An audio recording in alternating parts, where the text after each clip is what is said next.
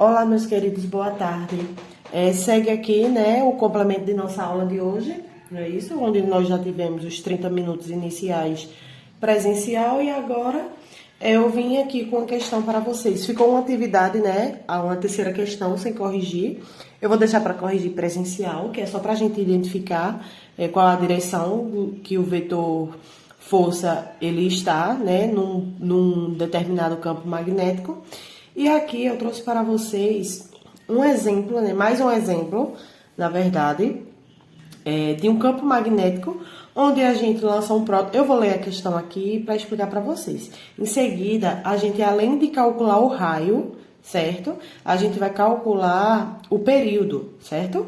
Então, vejam só, a questão ela diz o seguinte: um próton é lançado pelo orifício A do anteparo. Então, esse orifício aqui, essa abertura, certo?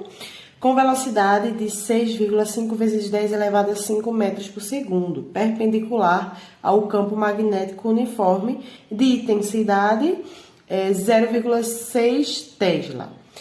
Dada a relação massa-carga do próton, igual a aproximadamente 10 elevado a 8 kg por coulomb. Então, determine a posição do ponto C sobre qual próton incide no anteparo. Então, é simples, vejam só. Nós temos aqui, né, isso, um campo magnético, onde, ao lançarmos uma partícula, um próton, ele, se eu observar, de acordo com o que eu tenho aqui, com esse símbolo X, no caso, eu observo que o meu campo ele está posicionado para dentro, ele está entrando no plano, ok? A minha velocidade, quando eu lanço para lá, por esse orifício aqui perpendicularmente, né, que é formando o ângulo de 90 graus, eu estou, então ele está entrando numa posição aqui para cima, certo? A velocidade vai para cima. Então, o campo para dentro, velocidade para cima. A força, ela vai vir para cá, né? É só a gente aplicar a regrinha da mão direita ou da mão esquerda, enfim, o que vocês acharem mais conveniente para vocês. Então, eu observo que pro lado de cá está a minha força, certo?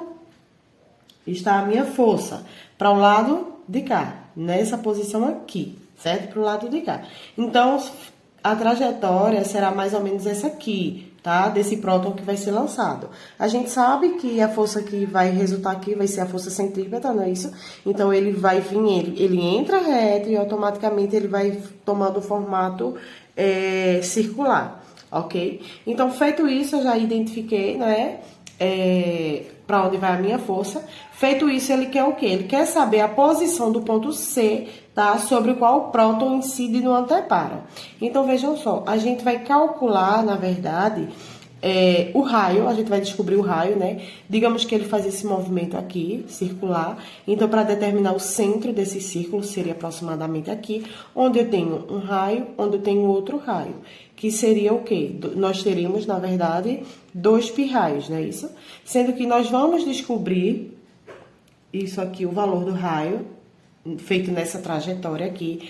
Feito isso, a gente vai descobrir, automaticamente a gente acaba descobrindo o diâmetro, né? Pra gente descobrir o que ele quer saber, onde o ponto incide, qual a distância desse ponto A para esse ponto C aqui. De onde ele entra até onde ele vai, até onde ele choca, no caso, onde ele vai parar aqui, certo? Então, vejam só, automaticamente, quando eu descubro o valor de um raio e outro raio, eu vou ter o diâmetro. Então, vamos no passo a passo. De início, eu vou fazer o quê? Eu vou calcular o raio disso aqui. Então, eu tenho uma fórmula, né? Que é R é igual a M vezes V sobre QB. A parte esquemática a gente já tem aqui, não é isso? A velocidade, que é 6,5 vezes 10 elevado a 5. A intensidade, né? O campo magnético, que vai ser dado por 0,6 Tesla. A relação, ela foi dada aqui em massa-carga já, tá? Então, vai ser a massa-carga já representada por esse próton de 10 elevado a menos 8. E a gente substitui e vai descobrir isso aqui agora. Deixa eu colocar aqui. R é igual a massa-carga, cadê?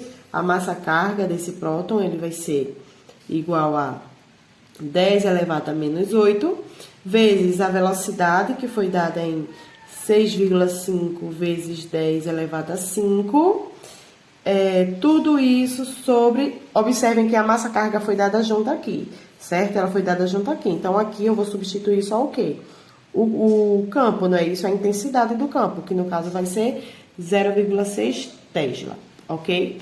Então, feito isso, eu vou solucionar, tá? Eu não coloquei aqui a parte Aqui eu vou colocar, para vocês não confundirem.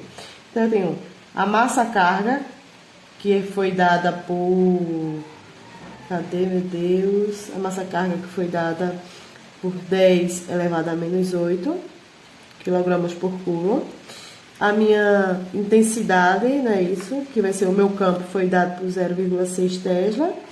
E eu tenho a minha velocidade, que foi dada por 6,5 vezes 10 elevado a 5. Pronto, isso é a parte esquemática que eu já substituí aqui nessa fórmula. Nesse caso, o que é que eu tenho? Eu tenho isso aqui, é simples. Eu vou fazer a divisão de 6,5 dividido por 0,6. Vou fazer aqui para adiantar. 6,5 dividido por 0,6, que vai dar aproximadamente 10,8, tá? É igual a 10,8 vezes... Vou aplicar a propriedade da potência aqui, tá? 10 elevado a menos 8...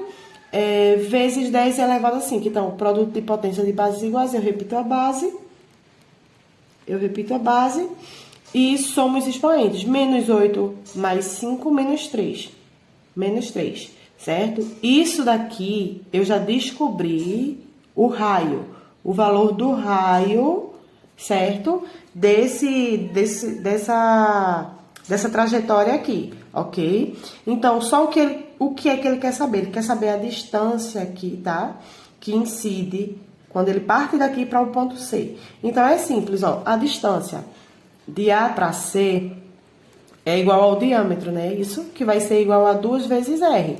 Vai ser 2 vezes o raio, né? Porque um raio equivale aqui. Então, o diâmetro, que vai ser a distância dessa para essa, equivale a 2 vezes o raio.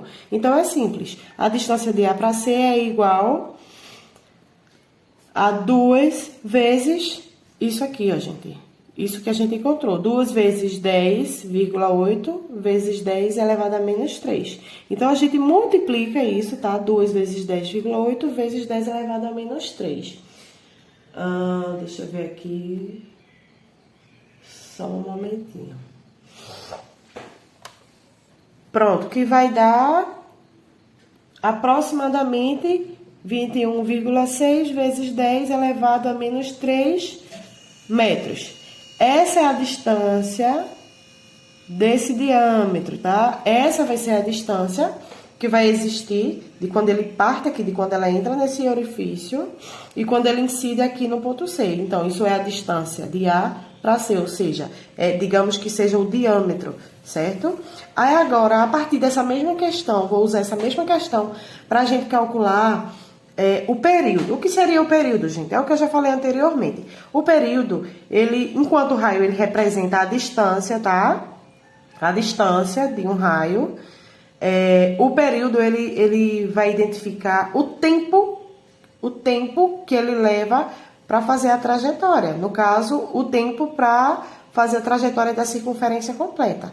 Só que se a gente observar esse desenho, a gente não tem uma circunferência completa, a gente tem um semicírculo, uma semicircunferência. Então, é simples. A gente vai trabalhar utilizando a fórmula de cálculo, sim, do período, e em seguida a gente vai dividir por 2, porque aqui se trata de meia circunferência. Quando for a circunferência completa, aí a gente trabalha o período completo. Como não é, a gente está lidando com o semiperíodo, tá bom? Então, qual seria a fórmula para trabalhar o período? É simples, ó. O período é igual a 2π vezes m sobre QB. Mais uma vez, a gente vai trabalhar utilizando esses dados aqui, certo? Então, eu tenho período, lembrando que esse T é o que representa período, tá certo? Período é igual a 2π. Quem é M? Quem é M aqui, gente? A massa carga, no caso, que foi dado, né? M, cadê? A massa carga aqui vai ser igual a 10 elevado a menos 8. Observem mais uma vez, eu tenho a massa carga dada junta na questão aqui, não está separada, então prestem atenção nisso. Sobre B, que vai ser o campo, dada por 0,6. Então, aqui, gente, é simples, certo? A gente vai dividir, fazer a divisão, certo? Após isso, a gente vai repetir, no caso, a potência, porque a gente tem ela única, e vai ser dado, essa representação, ela vai ser dada por segundo. Vejam só. Vejam só, então a gente vai dividir 2 dividido por 0,6, né? Então, o período é igual a 2 dividido por 0,6, que vai dar aproximadamente 3,33, né? Pi vezes 10 elevado a menos 8 segundos. Só que isso daqui seria o tempo que ele levaria para dar a volta completa. Isso, no caso, é a representação do período de uma circunferência completa, não é isso? Só que como a gente tem a metade, o que é que a gente faz? A gente vai dividir isso aqui, esse resultado, por 2. Dessa forma aqui, ó. T é igual a T dividido por 2. Período é igual ao resultado do período dividido por 2. Então, eu vou fazer aqui rapidinho e vou colocar já a resposta para vocês.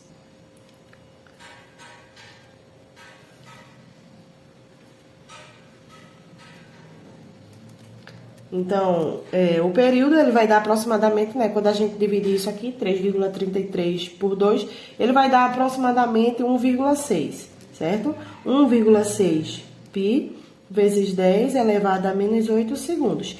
Então, essa é a medida correta. Esse daqui é o período correto para essa questão. Mais uma vez, por quê? Porque aqui se trata de uma semicircunferência, um semicírculo, tá? Então, é só essa volta aqui, essa meia volta aqui, tá certo? Ele não dá a volta completa, porque, na verdade, o cálculo do período é equivalente à volta completa. Como a gente só tem a metade, então vai ser a meia volta. Por isso que a gente pegou o resultado e dividiu por 2, certo? Então, isso, gente, vocês anotem aí no caderninho de vocês que amanhã nós teremos mais atividade referente ao cálculo de período, tá bom? Um cheiro e até mais.